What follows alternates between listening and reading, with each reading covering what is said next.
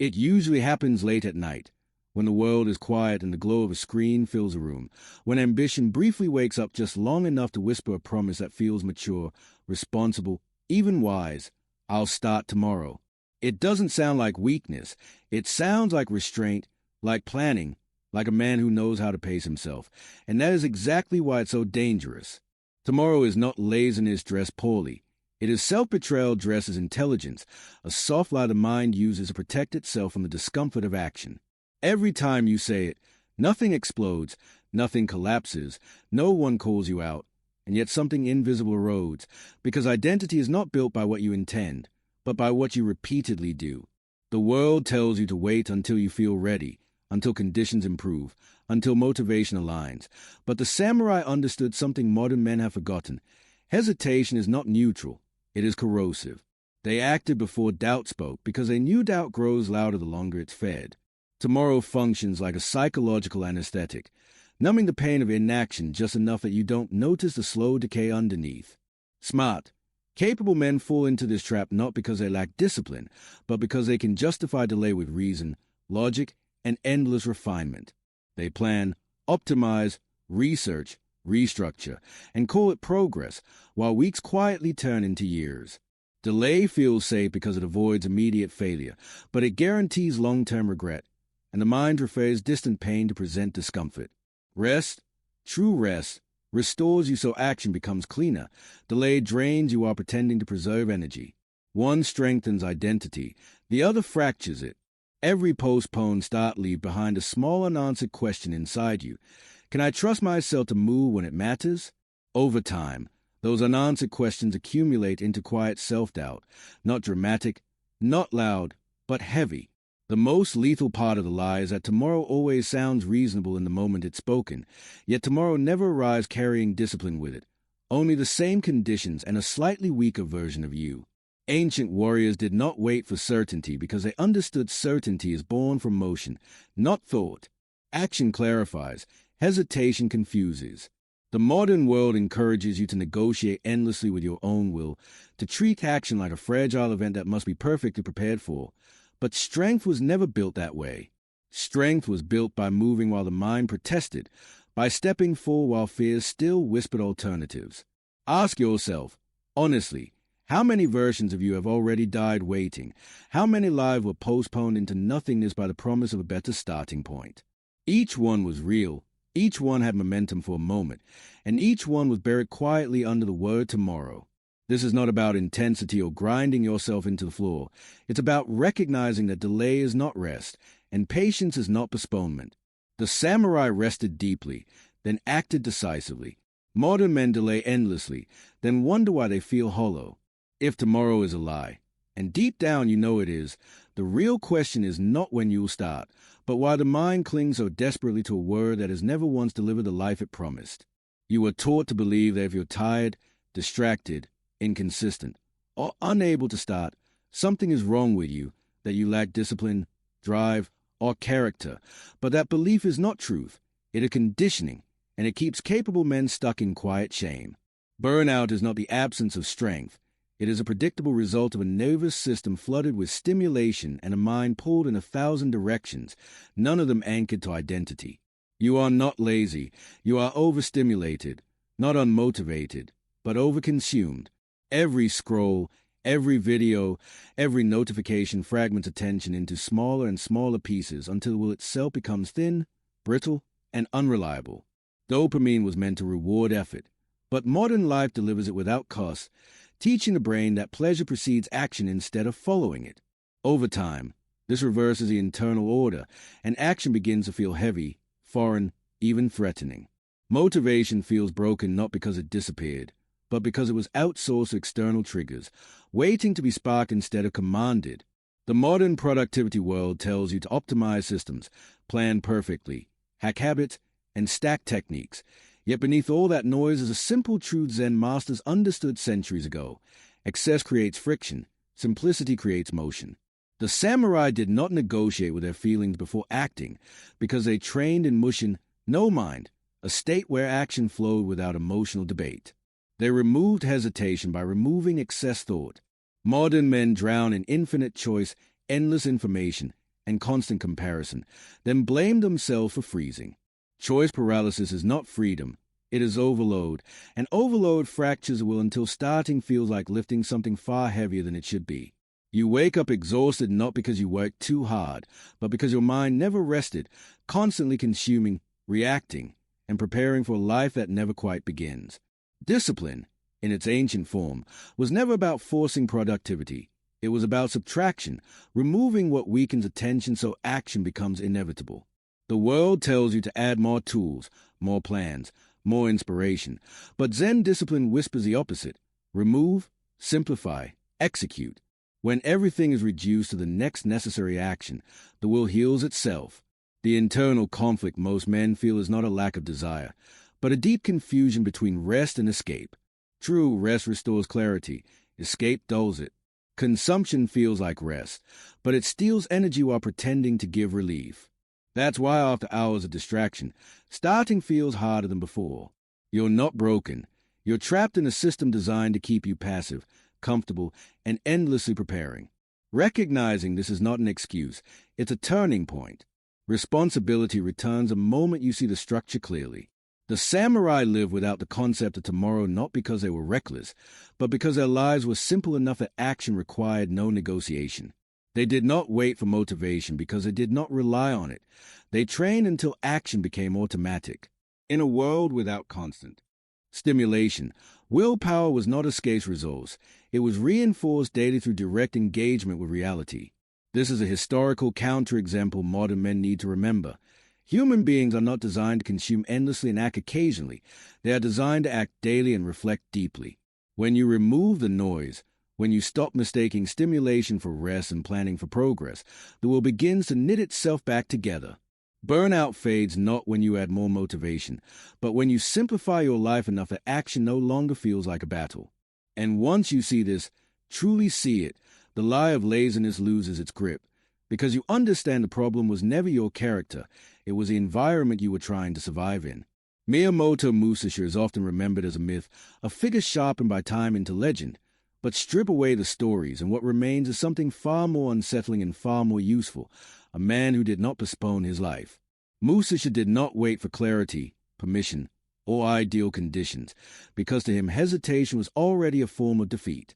From a young age, he trained not when it was convenient, but when it was necessary, alone, relentlessly, repeating the same movements until they ceased to feel like effort and became identity. His practice was shugyo, not training for display or reward, but relentless refinement of the self through direct confrontation with difficulty. He walked into duels knowing he might die, yet he did not delay his preparation with endless theory. He sharpened his sword, sharpened his body, and stepped forward. Modern men say, "I'll research more, I'll plan better, I'll wait until I'm ready." But Musashi lived by Guoji, the absence of a gap between decision and action. The moment he decided, his body moved, because he understood that the space between intention and execution is where fear multiplies. He did not separate who he was from what he did. Action was not something he summoned. It was something he embodied. Every day of delay would have been a fracture in his identity, a signal to himself that his word carried no weight. Musashi trained in isolation not to escape the world, but to remove distractions that weakened resolve. Repetition was his anchor. While others sought novelty, he sought depth, understanding that mastery is born from returning to the same point again and again until resistance dissolves. He refined after acting, not before, because he knew certainty is a byproduct of engagement, not contemplation. The world he lived in was brutal, unforgiving, and final, yet the principle remains unchanged. Life rewards movement, not hesitation. Musashi's contempt for delay was not arrogance, it was clarity. He knew that waiting does not make you stronger, it makes you accustomed to waiting. Every postponed action trains a mind to expect postponement, just as every immediate action trains it to obey. He wrote not from comfort, but from experience, warning that excessive thought clouds judgment and dulls instinct. Modern men drown in information and call it preparation, but Musashi would have seen it for what it is, avoidance disguised as wisdom. His life was not built on motivation, but on standards, silent ones, enforced daily through action. He did not need to announce his discipline because his life demonstrated it. Certainty followed him not because he sought it, but because he moved without waiting for it. Fear existed, doubt existed, but neither was given authority over his actions. This is a part most people misunderstand. Musashi was not fearless, he was decisive. He did not eliminate uncertainty, he outpaced it. In doing so, he became someone whose presence alone unsettled opponents, because decisiveness is felt before it is seen. The lesson is not to romanticize violence or live as a warrior in a literal sense, but to recognize the timeless architecture of disciplined action. You do not live in feudal Japan. Your battles are quieter, less visible, but no less real. The screens, the comforts, the endless options are today's battlefield, and hesitation is still lethal, just slower. Musashi's life proves that identity is not declared, it is forged through repeated behavior. He did not wake up asking if he felt like training. He trained because that is who he was. Tomorrow had no place in his philosophy because tomorrow weakens today's resolve. When you remove postponement, action stops feeling heroic and starts feeling natural. The question is no longer whether this discipline is possible now, but whether you are willing to let go of the comforting myth that your life will somehow begin later. Musashi's example does not demand that you imitate his life, only that you understand the principle beneath it. The moment you decide, you move, and whatever refinement is needed will reveal itself only after you do. There is a moment most men never learn to see clearly, yet it determines the shape of their entire lives. The silent space between deciding and doing, the gap where intention waits to become action, and where, if left unattended, identity slowly decays. This gap is not dramatic. It doesn't announce itself. It feels harmless, even reasonable, but it is the most dangerous territory a man can inhabit because every second spent there trains a mind in hesitation. Each unkept promise, no matter how small, carries a psychological cost far greater than the task itself ever would have, because failing at an action damages productivity, but failing at a decision damages trust with yourself. The modern world stretches this gap endlessly, filling it with planning apps, saved videos, bookmarked articles, and half-finished intentions, convincing you that staying in preparation is safer than stepping into execution. Small delays compound because the mind learns patterns, and the pattern it learns most efficiently is the one you repeat daily. When you say later often enough, later becomes your default response to discomfort. This is why men don't suddenly lose discipline. They train themselves out of it gradually, one postponed action at a time. Ancient systems understood this decay intuitively. Kaizen was never about dramatic transformation. It was about relentless reduction of friction, improving the loop between decision and execution by 1% until action became effortless. Ritualized repetition mattered more than intensity because rituals close the gap automatically. They remove choice, mood, and negotiation from the process. Intensity burns bright and dies quickly, but repetition carves identity into muscle and mind. The old mindset believes discipline means doing more, harder, longer.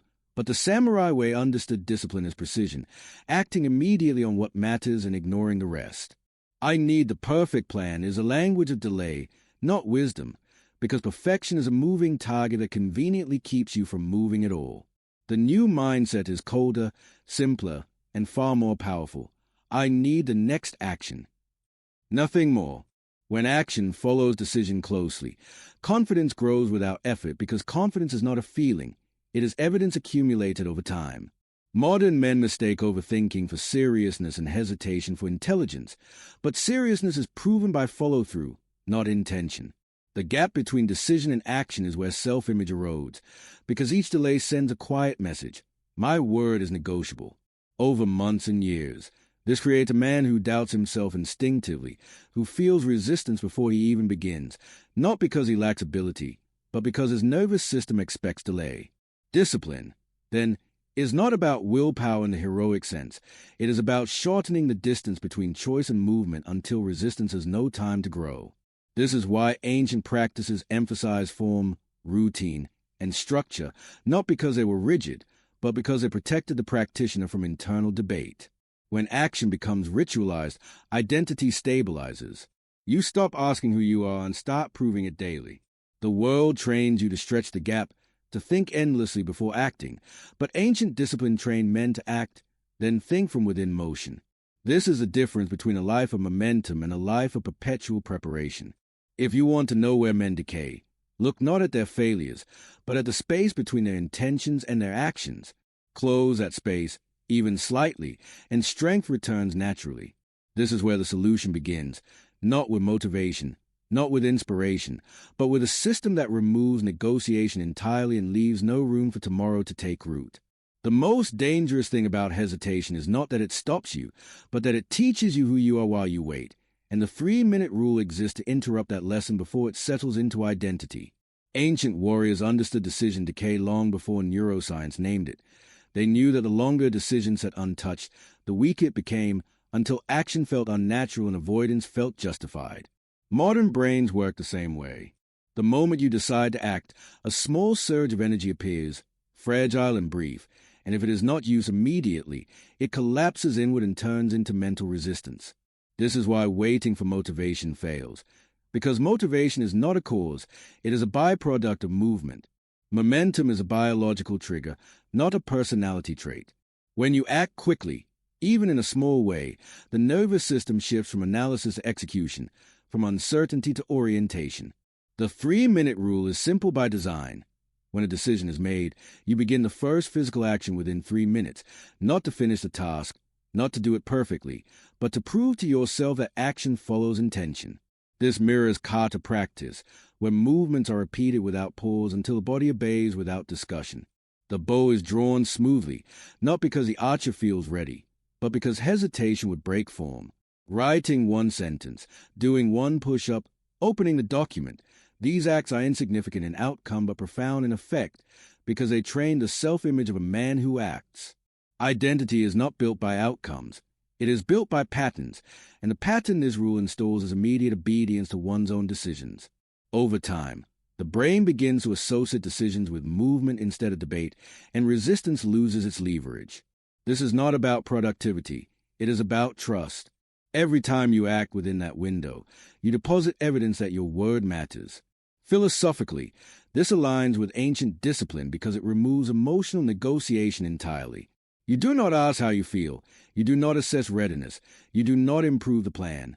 You move. Action clarifies what thought cannot. Precision emerges after motion, not before it. Men fail not because they aim too low, but because they delay too long. The 3-minute rule compresses a gap until fear has no time to construct stories. At first, it feels almost childish, too simple to matter, but simplicity is what makes it lethal to hesitation. Complexity feeds delay. Simplicity starves it. Repeated daily, this rule rewires expectation itself. The mind begins to anticipate movement instead of delay, and anticipation shapes behavior before conscious thought arrives. What once felt like effort starts to feel like alignment, because alignment is simply action that matches intent without delay. Over weeks, the internal dialogue softens. There is less bargaining, less convincing, less emotional whether to navigate. You move, then you adjust, then you move again. This rhythm restores calm because clarity follows engagement with reality, not rumination. By acting immediately, you choose once and remove hundreds of future decisions. The simplicity becomes stabilizing. The rule does not care about mood, talent, or confidence. It only cares about motion. In that sense, it is brutally fair. Anyone can act once within 3 minutes. Few sustain it. Those who do discover that discipline stops feeling like force and starts feeling like gravity. This is how method quietly transforms into meaning through repetition without drama or negotiation. Daily. Ever could. When this becomes habit, life narrows into clarity, choices simplify, and energy returns, not as excitement, but as steadiness. This is a discipline that endures because it is practiced, not promised. Nothing mystical, only the return of personal authority through daily execution. Alone,